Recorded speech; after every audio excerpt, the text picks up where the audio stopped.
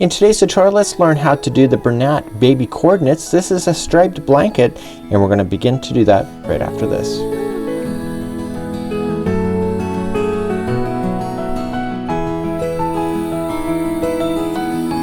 Welcome back to the Crochet Crowd as well as yarnspirations.com. I'm your host Mikey. Today we're going to work on the striped blanket.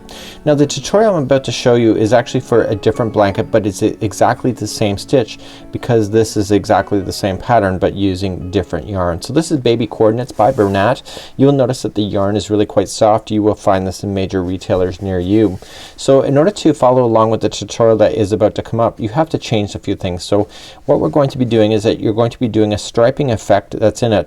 So every 2 rows you're going to be doing the same color then change. Now because you're doing it this way, you can actually carry your color up to one side because you'll come back and go down and then back, and then you can just change your color and then down and back, and you can carry it all up and you can bury it within the edging fringe or the border that is on your afghan. So you can do that very easily.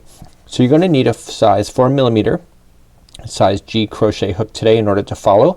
In order to do this you will need 2 balls of the main color and 2 balls of the secondary color, and the stitching that you're seeing here is exactly the same that you're going to be doing in the tutorial that you're about to start. So without further ado, let me take you to that tutorial. We're going to be switching off and using Bernat blanket yarn with the N or size 10mm crochet hook today, but if you love this afghan just use the instructions here and I'll provide the link in the more information of this video in order to do so. So let's get started. You'll need a 10mm size N crochet hook today. This is a boy. It has a comfort grip on it. I really like this. If you're looking for hooks, comfort grips are the way to go. Let's start with our Bernat blanket yarn and create a slip knot. To create a slip knot, if you're new to crochet, you're going to create like a pointing finger, and you're going to take the yarn and wrap it around your finger twice, and you're going to grip. Okay, so let me show that again. So take the yarn, wrap it around your finger twice, and grip. Now this is the back of your hand forward. Okay, back forward. You're gonna take the back one here, move it up over the forward but not over your finger completely, and take the new back one and come up and over. And we have slower tutorials on how to do all these processes here on YouTube if you need that. So that's your slip knot. So let's just pull this a little bit tighter onto the hook. Now this whole pattern consists on multiples of 2, so you can do any size that you wish, and the pattern's asking you to do 74 chains, but you can do any size. Just make sure that if you change the size of your starting chain, you will change the amount of yarn that you will need. What that calculation is, I'm not really sure. So that's something that you're gonna have to play with if you're gonna mess with the size.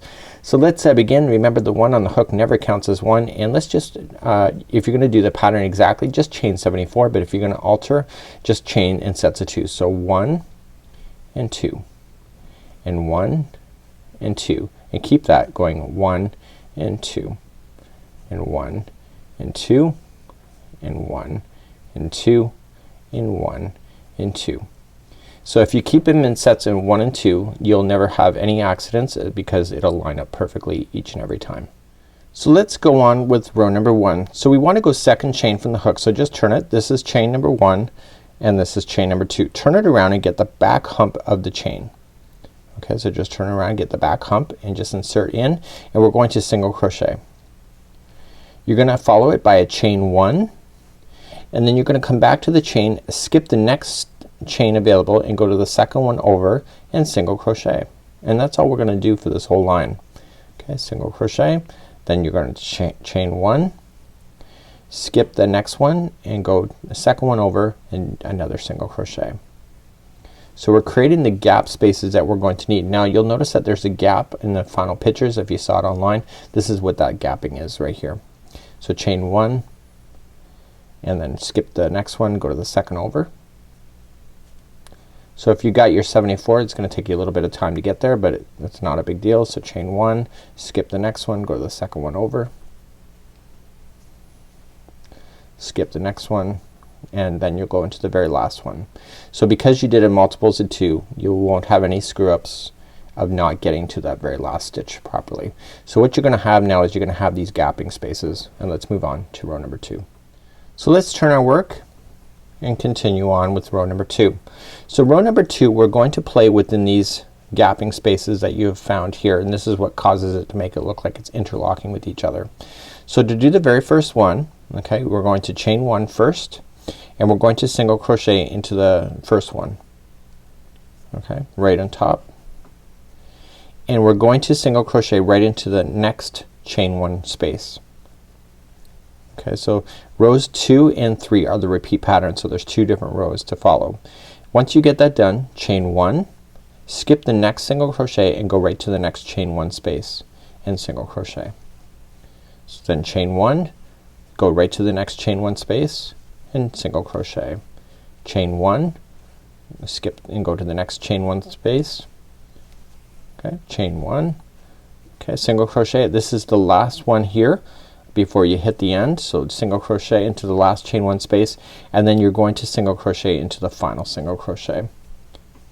So in row number 2, whenever you're repeating it, you're gonna have 2 stitches single crochet sitting side by side, and the rest of them will have a chain 1 space in between, and it'll make sense in row number 3.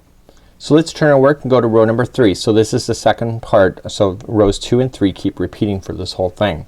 So you're going to chain 1 first and single crochet into the first single crochet. So you're always gonna do that. So what changes on this row here is that you have a next one is a single crochet, and here's your chain 1 space. So you're going to chain 1 first and then go into the next chain 1 space.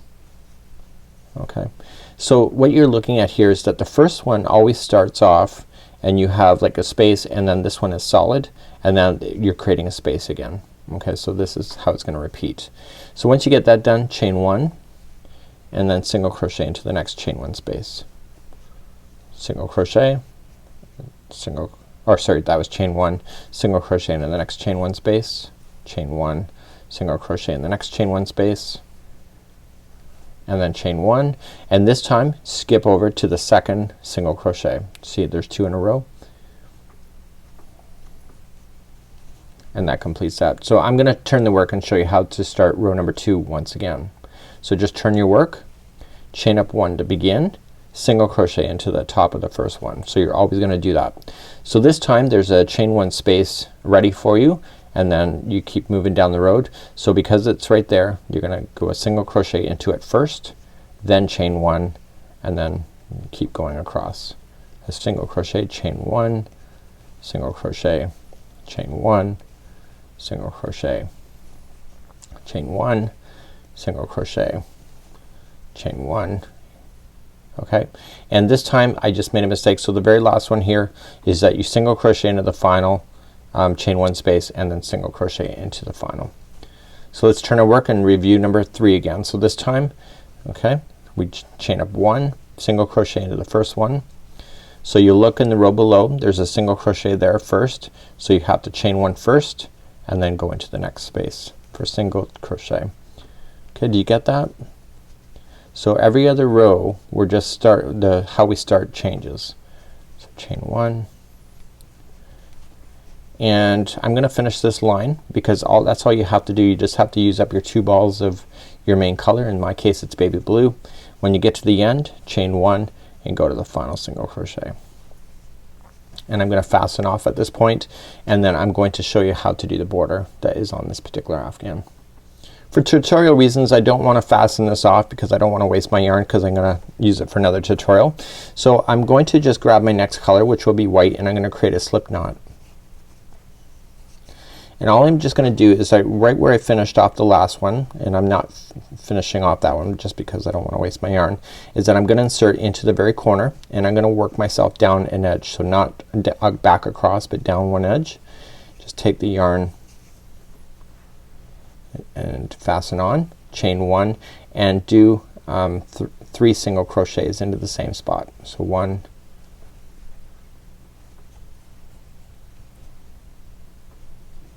2, and 3.